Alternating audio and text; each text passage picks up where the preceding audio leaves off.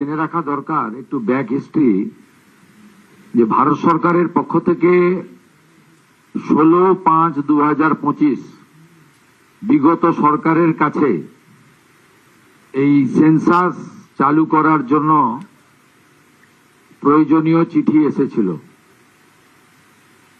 আমি ইস্যুটাকে পলিটিসাইজ করব না। It's a great unfortunate that the then state government did not responded. Bharat সরকারের এই চিঠিকে কোনো রেসপন্স করেননি এবং এটা একটি কনস্টিটিউশনাল অব্লিগেশন এবং ম্যান্ডেটারি সেন্সাস। এর সঙ্গে পলিটিক্সের কোনো সম্পর্ক নেই, এর সঙ্গে কোনো কাস্ট ক্রিড কিছু সম্পর্ক নেই। কিন্তু এটা আমরা যখন চার্জ নিলাম, আমাদের হিউজ পপুলার ম্যান্ডেটে আমরা এখানে ক্ষমতায় এসেছি। On 9th in presence of our honorable prime minister I took the oath, এবং 11 তারিখে 11th of May আমি ফার্স্ট ক্যাবিনেট মিটিং করি আমাদের স্টেট সেক্রেটারিয়েটে in presence of the chief secretary and my 5 cabinet colleagues. সেখানে আমরা অনেকগুলি হিস্টোরিক ডিসিশন নিয়েছি। তার মধ্যে এটা যদিও ক্যাবিনেটে ছিল না, এটাই অ্যাডমিনিস্ট্রেটিভ ডিসিশন। এখানে চিফ সেক্রেটারি নিজেই ডিসিশন নিতে পারতেন। এক্ষেত্রেও অত্যন্ত খারাপ একটা ইনস্ট্যান্ট তৈরি হলো অন রেকর্ড, যে দিদেন টাইম চিফ সেক্রেটারি তিনি কিন্তু সেন্সাসের ক্ষেত্রেও তিনি পলিটিক্যাল কনকারেন্সের অপেক্ষায় ছিলেন, নিজেই ডিসিশন নিতে পারতেন। এক্ষেত্রেও অত্যন্ত খারাপ একটা ইনস্ট্যান্ট তৈরি হলো অন রেকর্ড, যে দিদেন টাইম চিফ সেক্রেটারি তিনি কিন্তু সেন্সাসের ক্ষেত্রেও তিনি পলিটিক্যাল কনকারেন্সের অপেক্ষায় ছিলেন। যাই হোক, আমরা প্রথম দিন এটাকে অর্ডার আকারে honourable chief secretary government of West Bengal তিনি এটাকে অর্ডার আকারে বের করেন এবং আমরা এই সেন্সাসের কাজটা শুরু করি। আপনাদেরকে আমাদের সেন্সাস ডাইরেক্টর আমাদের ডক্টর রশ্মি কমল তিনি বিস্তারিতভাবে বলেছেন জনস্বার্থে। আমি আপনাদের মাধ্যমে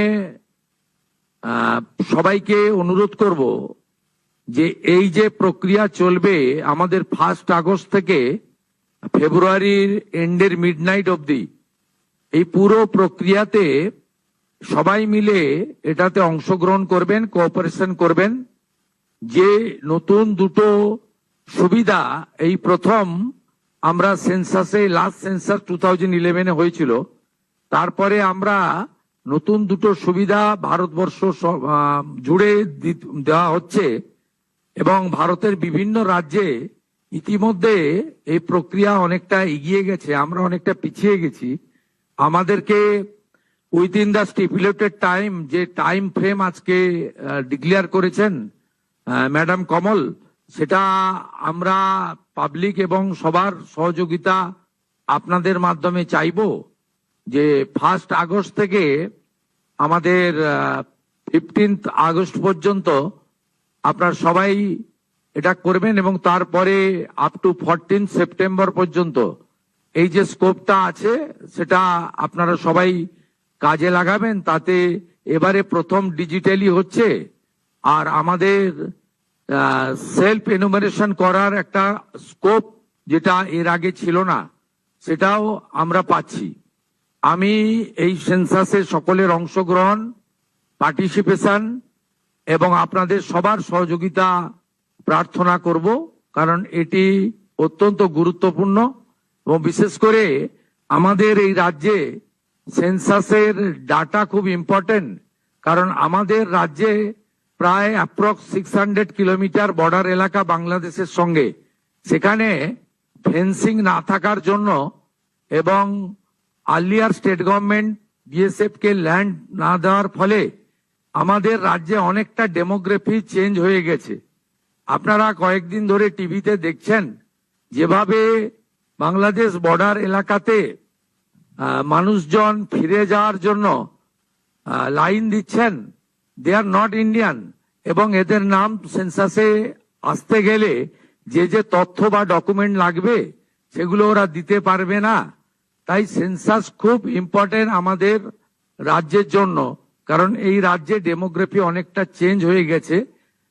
যদিও সরাসরি এর রিলেশন না থাকলেও সেন্সাসের ডাটা যখন আমরা ফাইনালি পাবো তখন কিন্তু আমরা অনেক কিছুই আমাদের দেশের স্বার্থে, রাজ্যের স্বার্থে এবং আমাদের রাজ্য এবং আমাদের গভর্নমেন্ট অফ ইউনিয়ন গভর্নমেন্টের যে সমস্ত ওয়েলফেয়ার স্কিম রয়েছে সেখানেও আমরা একটা ডাটা ব্যাংক হিসেবে একটা তথ্য আমরা পাবো।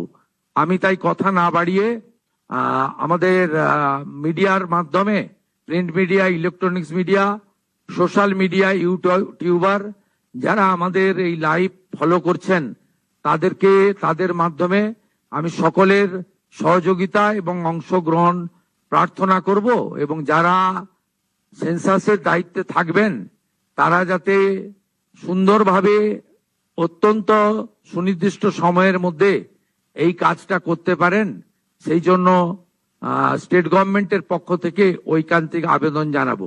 আমি যারা পাওয়ার পয়েন্ট প্রেজেন্টেশন দিচ্ছিলেন তাদের আরেকবার বলবো যে আপনারা ওই টোল ফ্রি নম্বর এবং হেল্পলাইন নম্বর এত কুইক আপনারা মানে স্লটটা চেঞ্জ করে দিয়েছেন, আমার মনে হয় না কেউ নোট করতে পেরেছেন। ওটা যদি আরেকবার রিপিট করে দেন স্ক্রিনে 30 সেকেন্ড বা 1 মিনিটের জন্য, তাহলে সবাই এটাকে নোট করে নিতে পারবেন, প্রেসের লোকেরা বিশেষ করে।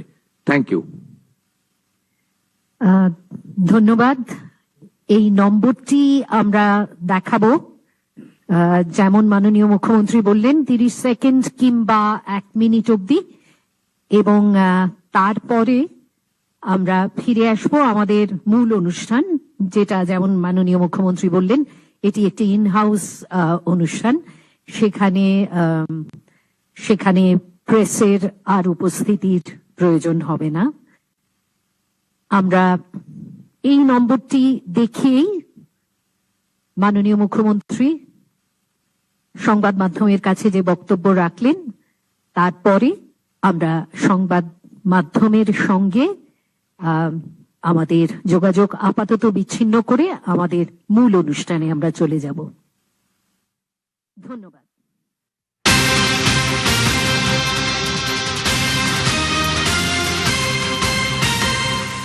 নবান্নে জনগণনা নিয়ে বৈঠকে মুখ্যমন্ত্রী জনগণনার কাজ করবে রাজ্য সরকার, জনগণনার সঙ্গে রাজনীতির কোনো যোগ নেই। আগের সরকারের বিরুদ্ধে অভিযোগ করলেন যে মুখ্য সচিব করতে পারতেন এই কাজ, কিন্তু জনগণনাতেও রাজনীতি হয়েছে। মুখ্য সচিবের বিরুদ্ধে অভিযোগ করলেন মুখ্যমন্ত্রী শুভেন্দু অধিকারী। তৎকালীন মুখ্য সচিবের বিরুদ্ধে জনগণনা 16ই আগস্ট থেকে 14ই সেপ্টেম্বর রাজ্যের ডেমোগ্রাফি চেঞ্জ হয়ে গেছে, অর্থাৎ জনবিন্যাস পরিবর্তন হয়ে গেছে, আর তাই এই জনগণনা খুবই গুরুত্বপূর্ণ। বিশেষ করে সোমরাজের সঙ্গে কথা বলবো।